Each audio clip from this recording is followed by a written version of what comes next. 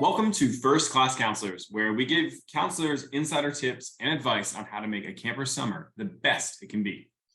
And whether you are brand new to the camp world or you have a few years under your belt, self-improvement and a growth mindset is built into the DNA of every great counselor, or dare we say it, every first-class counselor. Yes, my name is Oliver. My pronouns are he, him, and I'm the executive director at Camp Winona YMCA in DeLeon Springs, Florida. My name is Matt Wilfrid, pronouns are he, him, and I'm the director of overnight programs at Campfire Circle, Rainbow Lake. All right, what's today's topic? No phone, no problem, I guess is kind of what we're trying to talk about today, because the modern world has always tried to find its way into camp. As the world progresses, camp has been a refuge from these world pressures of computers and cell phones and technology. With that being said, we've also seen these things try to make their way into camp. In the 90s and early 2000s, a lot of camps tried to introduce coding. You could go to a session in coding as a camper and maybe learn how to design a website or something like that. But alas, the world has grown a little bit, and the invention and the influence of phones has changed the story, not just for camp, but the entire world. That connection that a phone provides can foster connection between you and somebody else on the other side of the world, but also it can struggle the conversation that you're trying to have with someone who's right in front of you. And that connection can get hurt. And a person can only be in so many places at once. So how do we get staff to do it? How do we get our 18 or 16-year-old staff members to put the phone down for a little bit, be present, and enjoy camp, but also be a first-class counselor? So that's what we're going to dive in today, how to handle not having your phone for the next 6 to 10 weeks. So Matt, talk a little bit about your experience with this as well and your feelings when it comes to phones at camp. It's really interesting. The camp world has changed over the past years, and the pandemic has certainly changed it even more. But I worked at a camp. Well, I was a camp counselor when smartphones were kind of becoming a thing. But even earlier, I remember how I had like the double flip phone, and that was super cool. You could flip it one way and it was a regular phone. The other way, it was like a QWERTY keyboard. So I definitely didn't have the same like pressures and like you said, kind of the like the psychosocial stuff that's going on with phones that counselors that our listeners here are working with today. But I feel it too, right? Like I get stuck scrolling sometimes. I get I would say my relationship with my phone is tumultuous at best, sometimes, and I get how it interferes with these social connections. And in the camp world, I mean, I've seen it done a bunch of different ways at the 4 different camps that I've worked at. One was where we had to leave our phones in the staff lounge. Another was we only had our phones available at night and they were away during the day. Another camp was we literally lost them for the entire week. Like the director took them and locked them up and put them in the office for the entire week, and you got it back on closing day. And now where I'm at, we let people have their phones and we talk about appropriate phone use. So I've seen it done a bunch of different ways. So the point of this episode for you is that no matter what your camp policy is, we're going to talk about your cell phone and camp. We'll talk a little bit about the benefits of why putting your phone away or having it less is actually really great for being a counselor and for yourself as a person.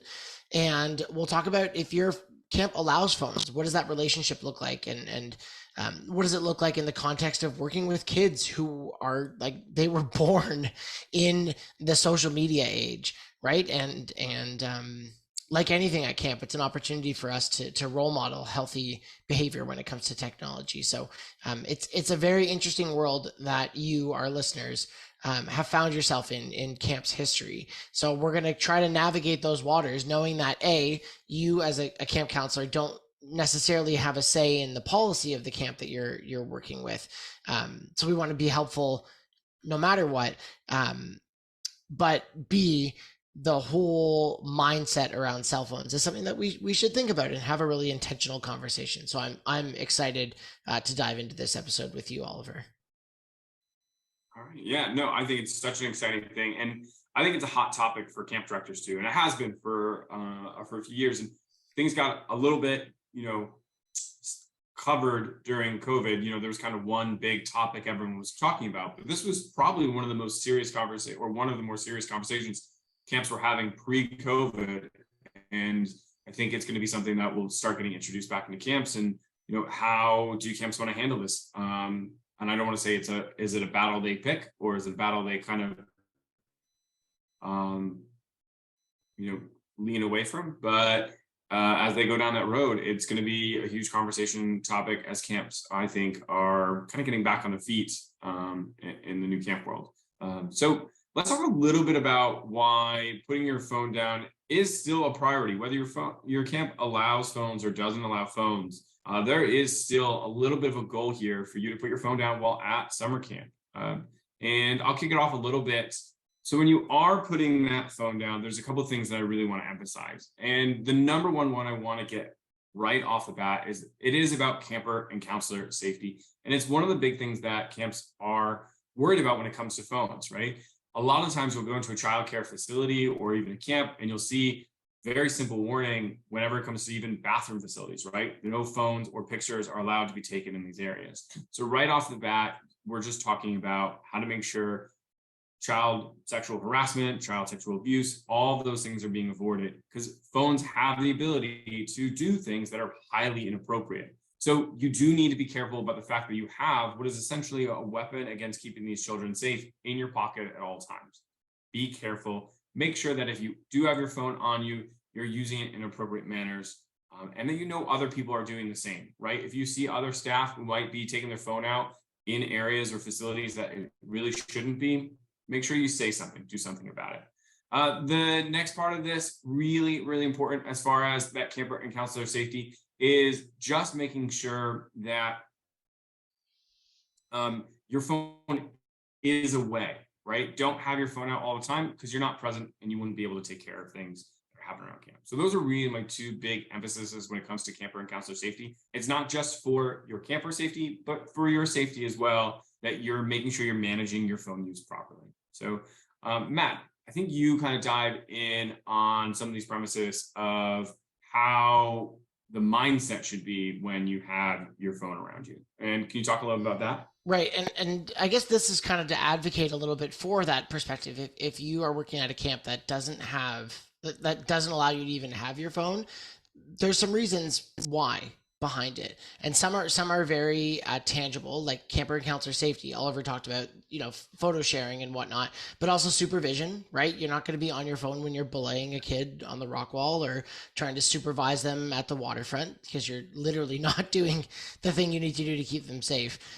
But in a less tangible sense, we've talked about this on the podcast a lot about the camper first mindset that you need to have while you're working at camp, and remembering that we want these campers to feel like they're the most important thing in the world, and not just to you, but that you're watching out for them and you're looking out for those special things that they're doing. I say all the time, somebody once said to me that the job of a great camp staff is to help a child realize the amazing things that they're doing, to show them, to hold up a mirror and show them the really cool parts about themselves.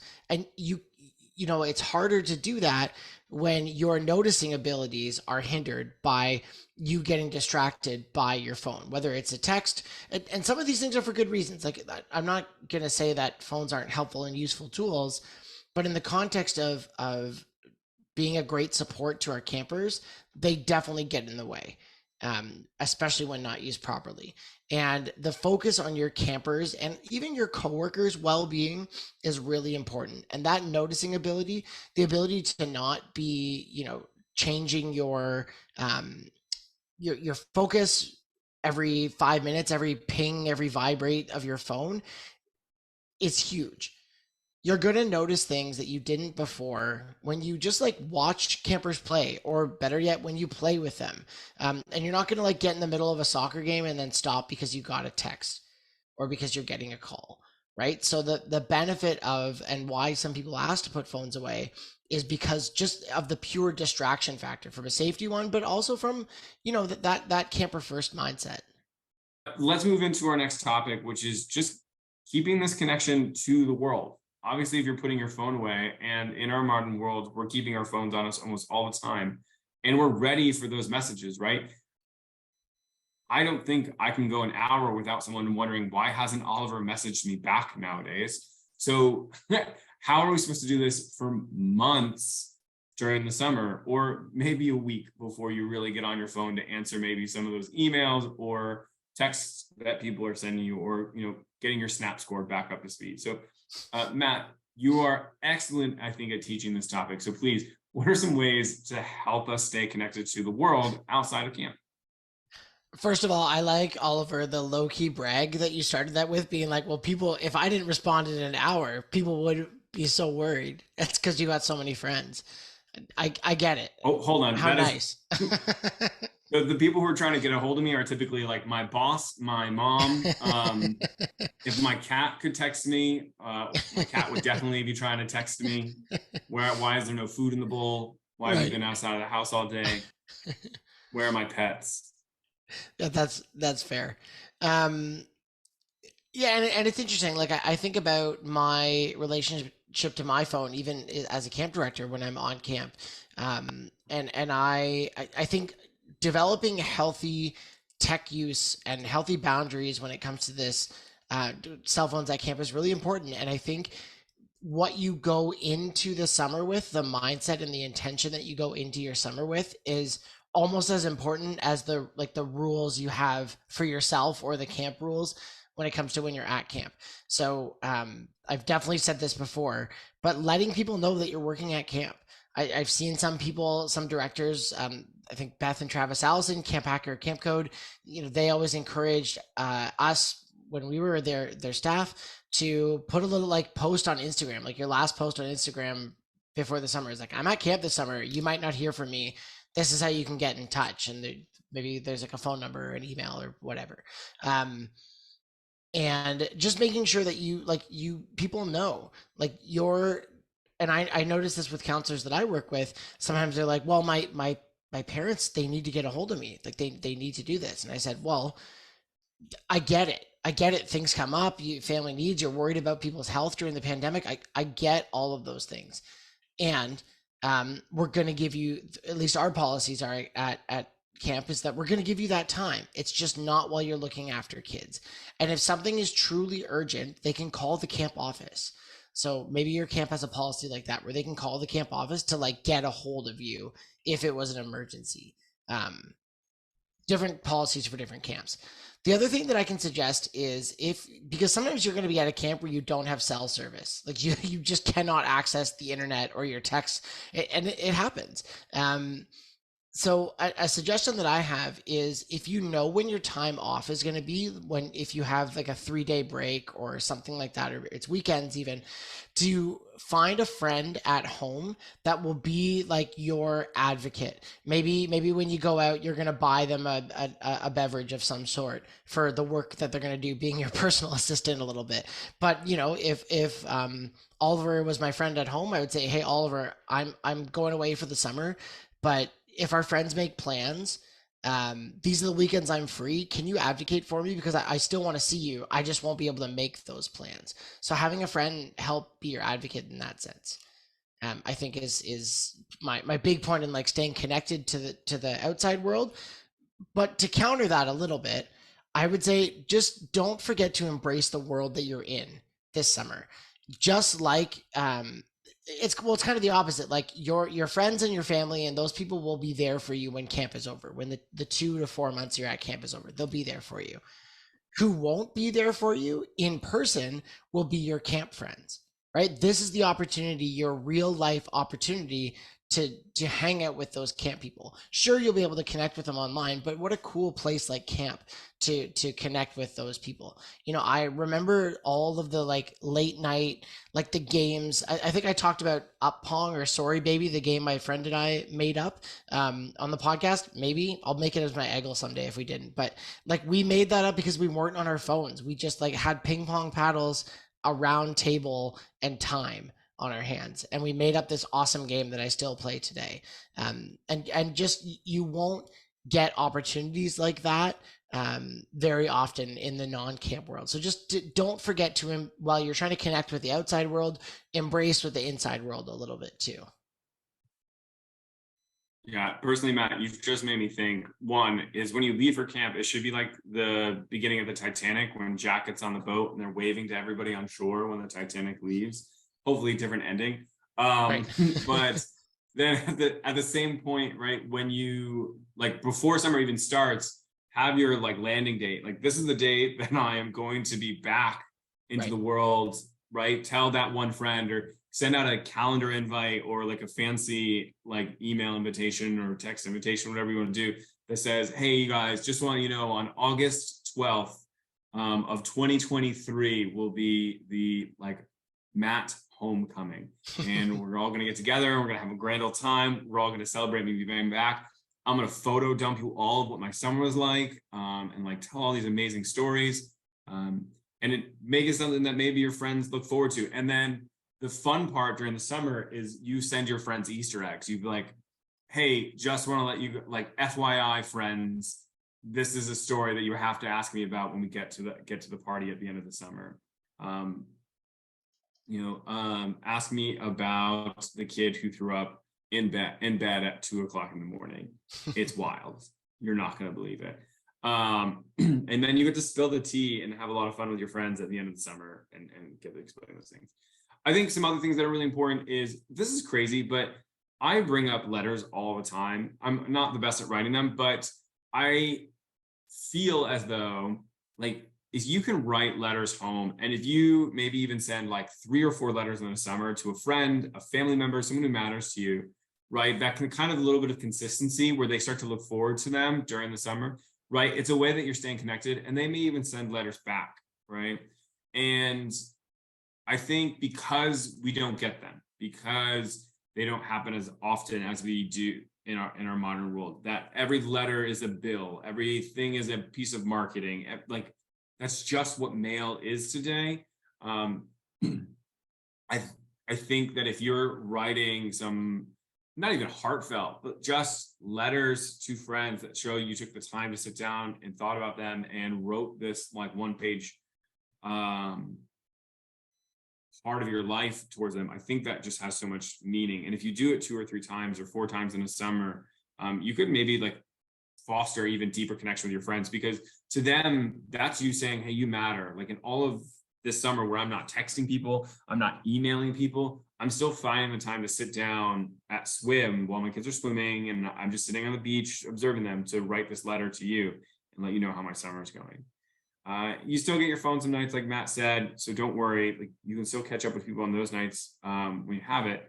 And I think you need to know that FOMO goes both ways. Like you're going to be sitting there and you're going to feel disconnected to the real world, but also I think your friends are going to miss you. And you can, if you have true friends, you'll always be able to go back to them. They'll be waiting for you when you get there, and they'll be excited for your stories, right? And I think that's why when camp is over, and you run into an old camp friend that you haven't seen in a long time, you're able to sit down with them and have that conversation like you were back at camp the other day. Like it doesn't feel like you've been separated that long. So when you get those friends and you stay connected to them, that FOMO goes both ways. They're hopefully missing you at camp. It's not like they're just forgetting about you. They may have busy lives, they may have crazy things going on, but they're not leaving you behind, but you're going to be just fine. You'll get them. So let's go on to talking about a little bit about the benefits, right? You put your phone down. How are you doing better because your phone's not in your hands anymore? Because we've kind of hinted at it in some places, but let's emphasize some of those things.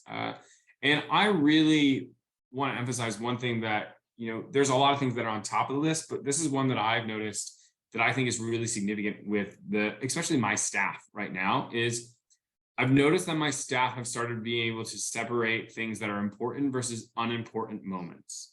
And what I mean by that is that FOMO that I just talked about, they're able to look at what's going on in their life and evaluate it and go, oh man, no, like my life is special. Like I'm doing something I feel matters, or I'm a part of something bigger than myself, or I'm appreciating these moments that I'm living in where I'm helping a kid tie their shoes, or I am helping a kid learn to shoot a bow, or I'm with my camp friends and we are like struggling to start a campfire together 5 minutes before opening campfire starts.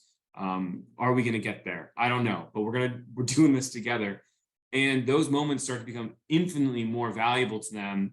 And they start to realize that, and this is not saying that the only thing that happens at home is these things, but they're starting to realize that maybe like a chill session on the couch at home, or watching an episode, like a binge watching a series of Netflix with a friend, is not as bad as, or sorry, is not as grand or of a thing to be missing out at the end of the day. And I think that's so important, is this ability to start emphasizing or identifying where these important moments are and how special they truly are. And I think that's such a great thing that happens when you get to have that no phone summer. And we've talked about that ability to be present. And I think it comes from that, right? Like you're in those moments, you're not off and away somewhere else. And I think when you leave camp, you get to leave with that as well. And I know, Matt, like that was something that you've always emphasized about that ability to be present and what it can do. Is there anything there that you would want to highlight? I just think about myself on a canoe trip. And I went last summer with a group of friends, and I just like didn't bring my phone. Or I just came back from a 2 week vacation, and I was in, I think last episode I might have talked about it a bit, but I was in BC and I just didn't bring my laptop. And I had my phone, but I didn't do the roam like home data. My partner did it on her phone, so I just didn't have data. And I downloaded, a game or two to, for those long ferry rides or just for those in between moments. But I really like put my phone down, and it was just a good break. I think we become so habitual with our phones, and I'm going to talk about this a little bit coming up. But just kind of breaking that habit and just being curious about the world around me, and I it's weird when I'm on the bus. When I was on the bus in BC, when I was traveling around, I looked at the advertisements on the bus and I was like, wait, what's the story that they're trying to tell? Or like, what does this business need? And who would use this support service that it's offering? And it was just interesting to use my brain like that when our phones are there almost like to tell us answers, or to give us like definitive statements. Think about like asking Siri to answer a question when you're in a debate with a friend. Sometimes it's more fun actually just to like live in the uncertainty of that and change up how you're doing the mindset. And then going back to the canoe trip, like seeing appreciation and beauty in nature and the world around you, it, and being able to focus on that again, that curiosity, for me is a huge mentally healthy part of putting my phone down. And I mean, I can't recommend it enough. Yeah. I like that you talk about seeing those advertisements and you're wondering about what they're trying to, the story they're trying to portray. Because I think one of the positive things of not having your phone is you start to realize the more subtle things in life. When you're on your phone, especially scrolling, you are watching people who are overacting, right? They're trying to emphasize their point. They're trying to make it very clear to you. It's definitive information, right? You ask Siri, she gives you a clear answer. When you don't have your phone on you, it leads you into a world of seeing the details, right? How someone's eye flickers when they're excited about something, how they might squint when they're trying to think about something, that they might look to the right when they're imagining something, but they look to the left when they're trying to find something they already know. Like these little subtle things you start to pick up when you're not looking down at your phone, and you can really be around with people and again being present. But also you're led into a world of discovery, right? You have to find answers for yourself where your phone could just give them the answers, right? We did a staff training about this once back in my early camp director days, where I gave a sheet of paper that had a list of questions to answer. And I said, hey, you guys, you have to figure these out. I'm taking your phones though. You can't have your phones. I don't want simple Google searches to make this the easiest activity you can do.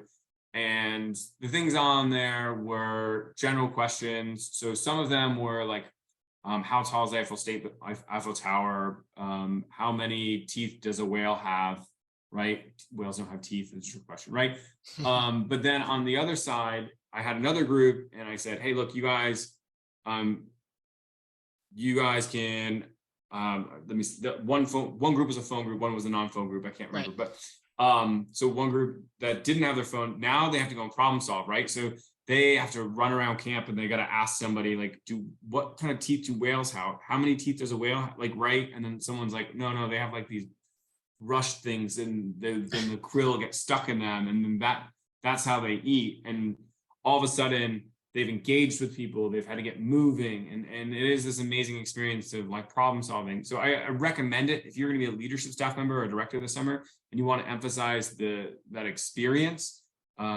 Do it, right? Split the two, and then come back, debrief afterwards, and be like, hey, what was it like to have the questionnaire done in 5 minutes, and then you guys sat there scrolling your phones? Because we didn't entertain you after that. I literally said, yep, we'll finish this when both groups are done. And the group that was on their phones the whole time sat there, and like after they had answered everything, they were like, okay, cool, that's all right, sweet. Someone went to the bathroom, some of them went to get some water, some self-care kind of stuff, all great.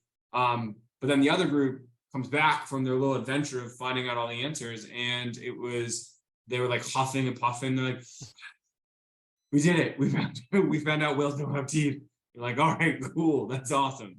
But then when you debrief that, and you almost see that the people who had their phones are like, oh, that, okay. And it was also weird. They like tried to defend it as well, but that's a great story. If you ever want to hear more about that training, it's a great one. But that's a lot about the benefits of having a no phone summer, right? Getting that ability to disconnect for a little bit, not feel that pressure of having to be constantly answering people's questions and stuff. It is a huge stress relief off your shoulders. But let's change it up a little bit. And as we hinted earlier in the show, some camps have started becoming more and more lenient with what their cell phone policy is. And we want to tilt into that, not so those of you who don't allow phones on your camps go to your camp director and go, hey, other camps let their phones, right? This is not for that. This is to help equip those counselors who may be allowed to have their phones to use them properly and to use them, as Matt is going to talk about, as a tool. So let's get into that, Matt. How does this phone go from my scrolling stress relief, separate from the world device, to a legitimate tool? Mm-hmm. It's funny how when you think about phones and you think about how they've changed, they started off as a tool, right? A way to get in contact with each other. And that's it. Really, that was the purpose of a phone. Then texting came around, but that was still, it was a purpose. It was a means to communicate. And then social media started, and then apps started, especially ones that had connectivity with other people around it. And what has changed, and this isn't groundbreaking or anything, but phones use us. Our attention is currency for a lot of ways that phones are used. Think about like Snapchat scores. They want you to stay on the app because it keeps you within reach of advertisers, right? All of the purpose of these things, the overacting from YouTubers, all that is they want you to keep watching. They want you to keep focusing. And that just doesn't work with camp, right? It doesn't, like we said, it doesn't work keeping on your phone. You're always going to feel like you're missing out on something. You're never going to feel like you're getting like the full camp experience with campers, and you're never going to feel like you're getting the full social media experience. And so I think just like when you have that in as a mindset, protecting yourself from that temptation. So I want to give you a couple of suggestions that have helped me personally with that. You can get there's like blocking apps out there that will literally block content. So one on my phone is Block Site.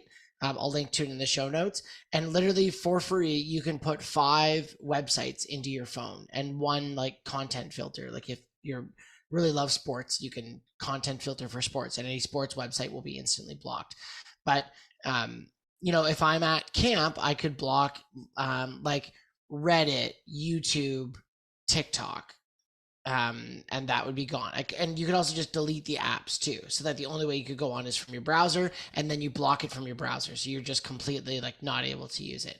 And when I've experimented with it in the last little bit, and like there was one time when I looked at my phone and I was disappointed in it that I couldn't get on any of those like scrolling services, and I was like, what is this thing? Like I just and I put it down and I didn't use it, and after I was disappointed, but I was a little proud of myself for not using it in that moment. Um, Putting your phone on do not disturb. Make sure all your notifications are gone. No little bubbles from your screen. No vibrate. No nothing. So that you actually have to go into the app and check the notification when you are allowed to do so. And again, just breaking the habit of as soon as your phone buzzes for you to grab it from your pocket and check it.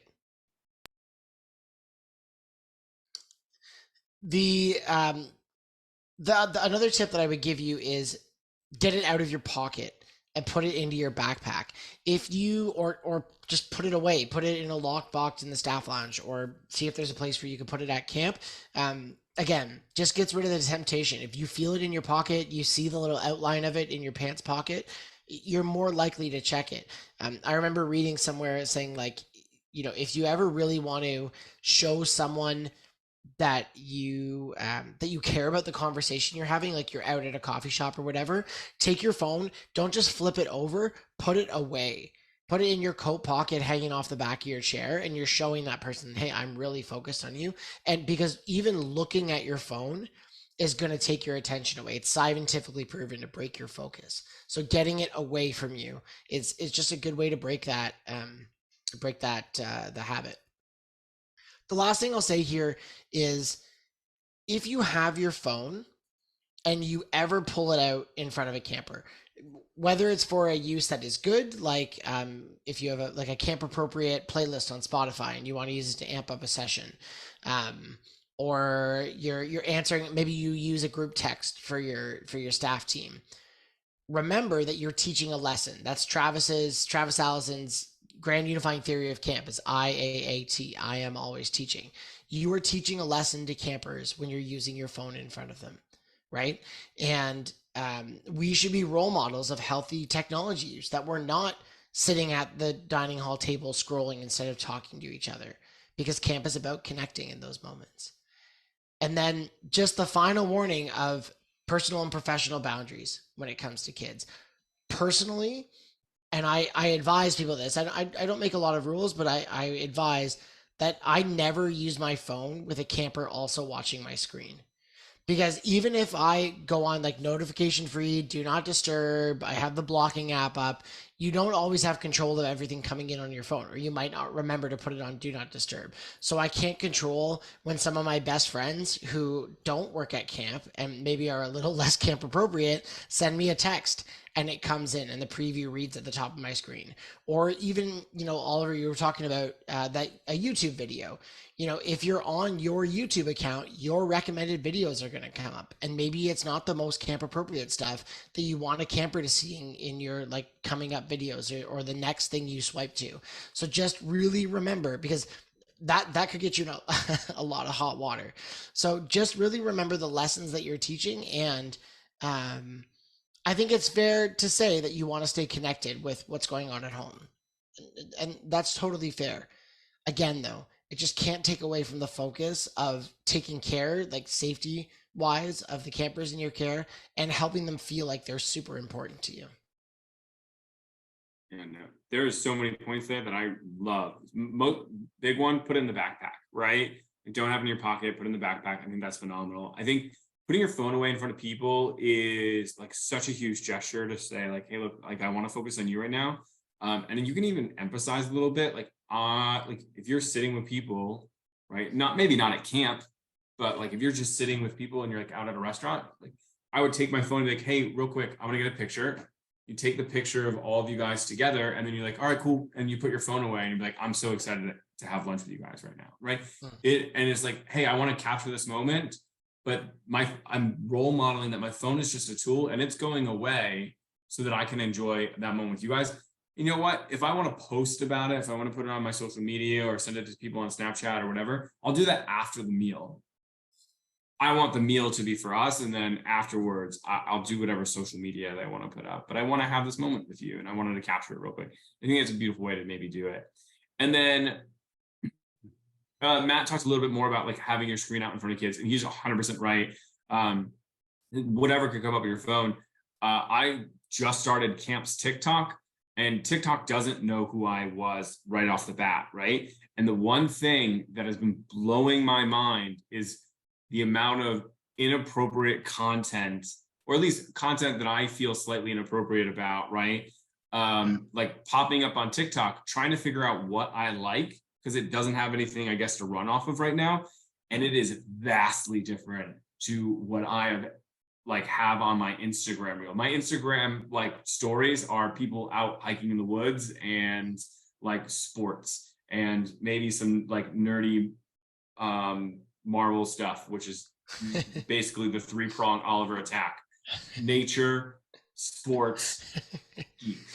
And that is not what was popping up on my TikTok. So it was, or not my TikTok, but the camp TikTok, which is crazy because I would feel like it shouldn't be that way. But unfortunately, that's what it was. And I don't know how to change that algorithm. Hopefully, it's starting to recognize that camp is a wholesome place that does not need some of those things that were popping up.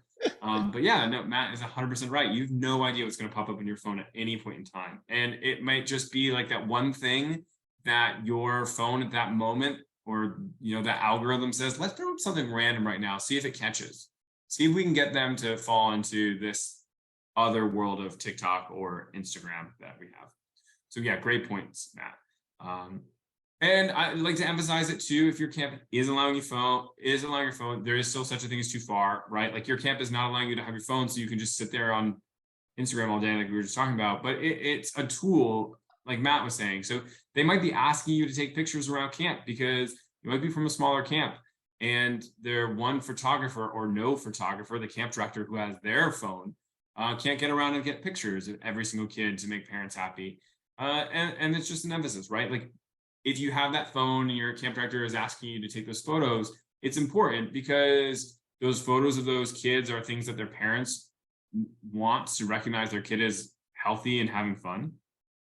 They're not looking for you to get like the best marketing photos for them. They're looking for you to have proof of life that the child is doing well at camp. So, quick face shots, like have the kids pose and smile. Like those little photos go so far for parents.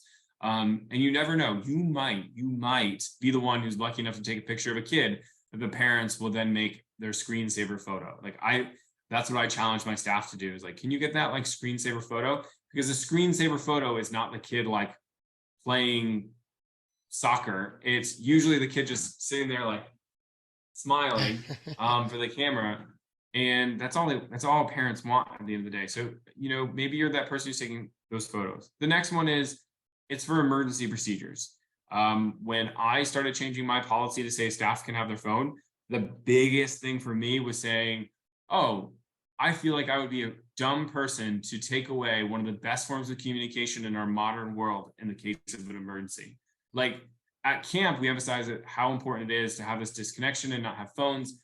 But then I thought, man, what would it feel like to explain to a parent that I wasn't able to get a hold of somebody in an emergency because my camp has a policy that I'm supposed to keep my phone away? And the thought process of that conversation of like, oh man, letting my staff members have their phones on them means that we could respond quicker to an emergency that could potentially either save a camper's life or their health and well-being. Yeah, I'm sorry. For me, that was the winning argument across the board. So recognize that that's maybe why your camp is saying, yeah, keep your phone on you, because if there is an emergency, we want you to be able to get help as soon as possible. I think too, is if your camp is allowing you to have your phones, you're going to be using them for communication, and not communication just like to make a general phone call or something like that. We were talking about emergency procedures, but group chats, right? You're going to have the boys side group chat, or the girls side group chat, or the west side group chat, or the east side group chat, or the leadership group chat, or the directors only group chat, whatever it might be. There will be a group chat, and it's a challenge because this is where you get your cliques forming. Someone gets left out. Maybe you're having conversations on those group chats that really should be going to the director or someone above you, and you guys are trying to solve what is a bigger problem on your own. that is honestly one of the number one things that scares me about allowing staff to have their phones, is when their communication is getting put in and condensed into those group chats and not making its way out. I've 100% seen, some bullying and some like misconduct on like group Snapchats where like people aren't allowed in them. They're taking pictures that, I don't want to say inappropriate, but like typically have captions that are 100% bullying, right? And just because that photo fades and disappears, on Snapchat, or is apparently supposed to, it doesn't mean that it's actually going to go completely away. And I think that's really important, is especially with our counselors generation and having this world of online bullying so present, we forget that, these exclusive groups that we're creating to communicate more effectively around camp are leading into that bullying. So I think you guys have to be really careful in those categories. And then after summer, if you are actively using your phone in front of campers, they're going to discover that you have social media. They're going to try and follow you after summer. And I just want to emphasize, don't let your campers follow you. Make your account private. That's for your own personal safety.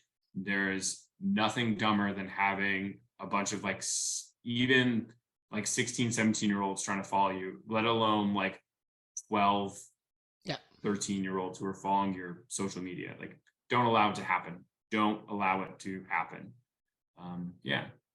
So that's my points right there for if your camp does have your phone on you, or does allow you to have your phone on you. So just be careful and pay attention to those things and use it as a tool. I think Matt really emphasized that, and making sure that you're going overboard. Use those blocking apps. I know, Matt, you once gave me the advice of an app that I think allowed you to grow trees if you like stayed off of social media for so long. Yeah. And I had that one for a while. I had a little florist growing. It was a lot of fun. But it might have been discontinued, or I just forgot about it, or got a new phone and disappeared. But it's a good one if you're I'll find it. I'll put it in the show notes. Yeah. But with that being said, let's start. We're talking about tools. Our pretty close thing is we have the E.G.E.L time, which is ever growing, ever learning. It's a trick, a tip, a game, or a song for counselors to use to be better every day. Matt, what do you got for us? I guess it's kind of ironic that I'm going to suggest a website. But this is a great example of how a tool your phone can be a tool for excitement and fun. And one of my favorite things to do, this makes me a weird person, I guess, is I love taking like dumb games or games around camp and making a bracket. I love competition. And this summer, just in our staff lounge, during a staff meeting one day, I said, hey, who would be into like a 1-round air hockey tournament? We have an air hockey table in our staff lounge. And a bunch of people put their hand up, but I had an odd number of people. So it was really confusing about how to make a bracket to make it actually work, so that, who do you give a buy to? How do you calculate all that? And there's a website that does it for you. It's called Challenge, like challenge, but with an O instead of an A after the L's. I'll post it in the show notes, but you literally just put the names in a bracket. You talk about like, do you want a double elimination bracket or a single elimination bracket? And it'll do all the work for you and make the bracket. So I just put people's names in, and then I just copied onto a whiteboard what it said on my phone. And then bada boom, bada bing, I had a bracket. So if you ever you're having a group party and you want to just do like a funny game or something like that, you need a bracket. That is a great piece of software. Yeah, probably super useful if you're doing like an evening program or something like that as well. Just to be like, oh shoot, we need a bracket, right? Yeah. There we go. I'm a pretty cheap person, so I remember back when I was in college, we had career fairs or event fairs or whatever it might have been, and you would go through and you get to see all the booths. Now you can go in there and potentially find something that is a camp job. You can find things that aren't camp jobs in there. But number one, and this is the cheapskate part of me, there's free stuff. They got little knickknacks. They got squishy balls. They got highlighters and pen. Oh, it is a treasure trove of free things that you can go in there and get. Although it is a little bit like, I'm going to take your pen and I'm not even interested in this job. Might be a little bit on the dark side, but they know what's at the end of the day, career fair people know what the deal is. You get some. They know, they have to know, right? That's why some of them are smart and they just have candy. I'm still taking some candy, but at the end of the day, like if you got the little foam squishy ball things or like a nice koozie or like I do stickers. I have a big old like bag of stickers that I bring that you can put on water bottles and stuff because I use them in the summer as well for other things. Yeah. But yeah, I think career fairs are great. Not only that, but maybe there is a job that you are interested in the future, and you can go up to them and be like, "Hey, look, my man, or my woman, or my recruiter, or whoever you might be. I'm interested in this job one day, but I'm not going to do it immediately. Can you tell me how I can take the job I currently have as a summer camp counselor and make sure that it transfers into skills and knowledge that you want me to have in order to have this job, right?" Right. So that when I walk into this at the end of senior year and you're really looking for somebody, I can fulfill your needs. So those are all great ways to do it, but also career fairs, free stuff. Great. So if you enjoyed that advice of thievery and today's show in general, we would be so grateful if you could leave us a review wherever you are listening to this podcast. Your ratings and reviews not only tell us what you like and don't like about the show, but it helps boost our rankings and helps more people discover the show.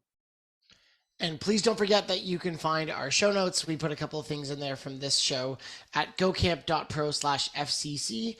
And don't forget to check out all of the other GoCamp Pro podcasts out there. You can do it at gocamp.pro/podcast. There we go. And thanks for listening, friends. And remember, camp is camp and camp's all good.